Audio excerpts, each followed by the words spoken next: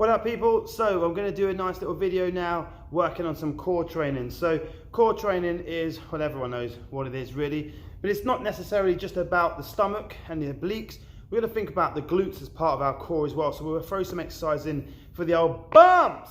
Okay, so obviously core is where a lot of power is transitioned through the spine. It increases power, but it also will increase your ability to move through a big range of motion with support on the spine. So it's massive about supporting the spine, but also for those of you that are wanting to do into flips, for those of you that are looking at doing flips with us, then you need to make sure you're going to get a good strong core. Make sure you've got a good strong core. Cool. So the first exercise we're going to do is sitting nice and tall, not like this, more like this. So we're sitting nice and tall, legs can be together, our arms are 90 degrees to the body. So we're going to tuck under, we're going to roll down. Now, a lot of people will roll down like this. Now, my spine is straight. I don't want to be like that. That's bad. So I want to tuck under. It's not bad. It's just not what we want to do. So I want you to imagine your hips as a bowl of water, and you're going to pour all the water at the back of the hips. So tuck under, tuck under, tuck under. Now, if you notice, as I tuck under from my pelvis, my feet will come towards me as well. And if you look on the video, that will be happening as well. Okay? So we're going to tuck right under from the pelvis, and the arms are still at 90 degrees to the body. So we're going to go right back as far as we feel comfortable, but it's a halfway back. So it's not all the way down. Chin to the chest, roll into a ball, wait till your nose passes your pubic bone, which is like the center of your pelvis, then hyperextend, sit nice and tall, and all the while, these arms are 90 degrees to the body. So tuck under, and then rolling up, sit nice and tall. Let's go for, say, 10 of those, 15 of those. Your choice, really. So just have a little play with them, I would say, and then just gradually build up the numbers. Maybe start at 5, then build up. After that point, we can do the hold of the tuck under. So we're tucking under, hold that position, gun shake the hand, 90 degrees to the body, not down here, 90 degrees to the body, and we're going to rotate. Rotate from one side to the other. Well, you might want to just start with, say, 2 on one side, 2 on the other side, make sure it's even. But here's the key. This part isn't allowed to move. So here's a good challenge for you all. Book on your lap, put a book on your lap, put a glass of drink on the book. If you've still got drink in it, then you've done all right. So here and here, if you're wibbling your hips around, your glass is going to fall off and you're going to spill water all over your carpet. And I'm not there to clean it up, so cool, it doesn't bother me. But really try and keep the hips still, and that's going to help you have some sort of visualization. Even if you don't put the glass on there, actually just put a bottle of juice on there so you can see the water and how much it moves. It's a really good way of giving you kind of a good understanding of what's actually happening rather than just going crazy.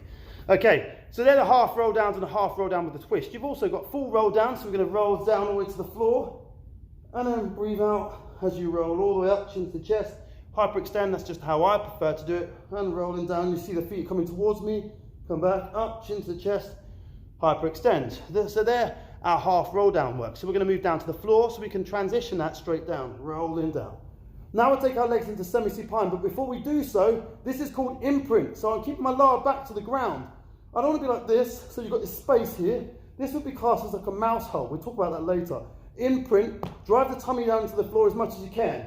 You can be an imprint with your head down, it doesn't make a difference. Take your legs into semi-supine. From there, we're going to take our legs into tabletop and roll the head and shoulders off the floor. We'll start off with 100. So there's 100 beats of this, basically. You breathe in for 5 beats, breathe out for 5 beats. You've got to make sure your stomach is, your lower back is your lower back is on the floor, pinned, and your upper back is as high as it can possibly be.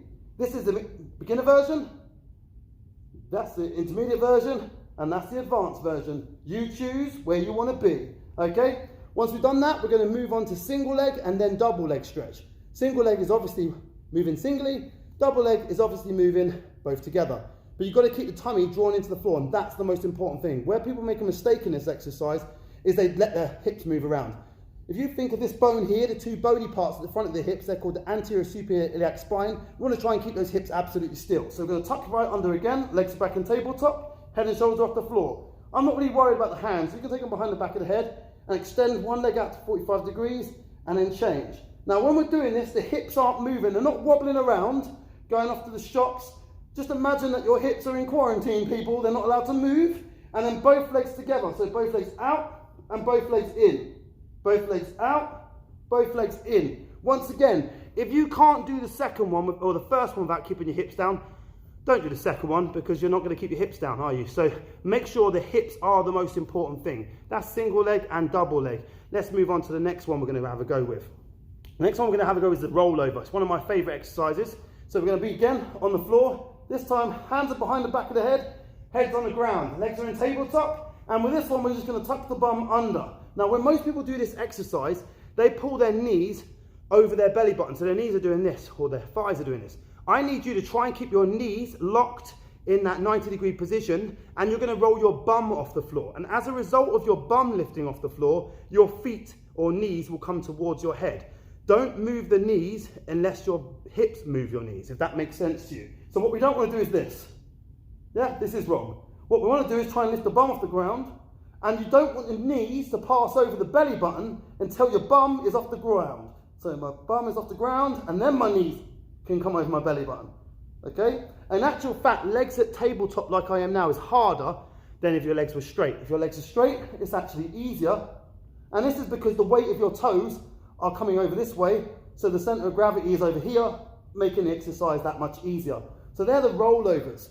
Then we're going to do these little tuck into a balls, which is brilliant for a front somersault, back somersault preps to strengthen up your stomach for these movements. So we're going to tuck under from the hips just like we just did. Once we're there, we're going to hold there and get the head and shoulders off the floor and get the elbows to touch the knees. So from this position, I'm down, my hands are here, I roll my bum off the ground and I sit up, touch the knees on the elbows or the head, depending on your flexibility, and then control back to here. Bum comes off the floor first, head comes up, head comes down, bum goes back to where it was. Not down here, okay, with control people, with control. Tuck under, lift up, and back down. I don't want to see all this, okay? That's not what we're looking for. We're looking for you to have control over it. Doesn't mean you need to have speed, okay? We want to have control over the stomach muscles. If you can control slow motion, then we can control it faster later on. So there's rollovers and then tuck into a balls. That's probably one of my favorite exercises. You're going to feel the fire on that exercise. We've hit the obliques, we've hit the lower tummy, we've hit the upper tummy as well. So hopefully that's going to be a little quick burn for your core. Not much in those exercises. You can literally just do 5 of each one and then build up every single day, add an extra one on each exercise. Let's move on to the glutes, the bum. So we're back into this position. It's good because all of these exercises are in the same position and they're on their back. Perfect. Okay, so from here, tuck under, squeeze your bum. Now this part here is important that you tuck under. If you don't tuck under, you stick your belly out, it's no good, plus you don't look great. Okay, so tuck under and think your pubic bone, the center of your pelvis, is your highest point. You want your knees directly over the top of your ankles and squeeze your bum. If you're not squeezing your bum, you're not doing anything. You should feel a stretch in the front of the thigh because you're tucking under so much. So all we're doing from here is rolling down and rolling up. Keep tucked under, rolling down and rolling up. A standard bridge, easy peasy pudding in pie. Next one is extend the leg up. So I do this one as my start and then I add on to the next one. So we play a game of add-on, phase 1, phase 2, phase 3. So from here, we're going to lift our right leg up to the ceiling, exactly the same exercise, roll up, roll down, roll up, roll down. And you'll do, say, 5 or 10 of those, depending on what you want to do. Whatever you do on one side, do on the other side. Make sure the foot is always over the top of the hip as best you can, even if you have to slightly bend at the knee, okay? A really good idea is to get that stick you used before in another video, place it on your hips and make sure the stick's level, because what happens is one hip works harder than the other. It's not what we want. Obviously, we do that on both sides. Done it, pretend I did it. Okay, next one, the leg's gonna go up and down. This is a full classical Pilates bridge as Joseph himself would have taught it back in the day. So we're from here, rolling up, squeeze the bum nice and tall. Now we go down with the leg. The bum is gonna stay where it is. The hips are not allowed to move. They're locked and tucked under. Leg comes down, leg comes up. Leg comes down, leg comes up, and then you roll down. So you're gonna do 2 leg movements to every 1 bum movement. And obviously do the same on both sides. So that's a couple of glute exercises that are really going to fire up the glute maximus, the big, massive, bulky bum in the muscle. Last exercise is our side kick series. Side kick series is all about working your glute medius and minimus. And that's a great exercise for supporting the hips. And particularly for those who do free running, we do a lot of lateral movements. So it's going to really help in how you move laterally. So bring knees directly in front of your hips. Shin bones parallel to the torso. I don't want them tucked underneath you like this. Parallel to the torso. I'm going to lay on my head, my arm like this, and see this part here, we talked about the mouse hole. Should be a space here. Now we're looking to create a space here but also not collapse here. We don't want to be collapsed in this part either. So sit nice and tall, your spine is straight, and you've got this mouse hole. We're looking for a straight spine, not a curving one. Okay, roll the shoulders slightly forward, and your top knee should be longer than your bottom knee because your hips are also rolled forward. From here, we extend the foot out. I'm going to shuffle up so you can see my foot. Keep the mouse hole. Extend the foot out. We want to be the heel of the foot is the highest point. So we don't want to be like this because this works hip flexors. This works glute medius. We go forward, kick, kick, come back, point and stretch. Now at this point, your hips are like a bowl and your leg is like the spoon. We can move the spoon, but the bowl does not move. We'll do, say, 5 of those. Once you've done 5 of those, you're going to go forward with the leg. Blow out to lift towards the ceiling. Breathe in to come back down. And blow out to return. All the while, we keep our mouse hole. Put a pin in there. A set of keys. Not a child again. Something that you don't really want to lay on. Okay? But the key thing is when you come to here, you don't want to roll your bum back. If your leg's super high, you're probably rolling your bum back.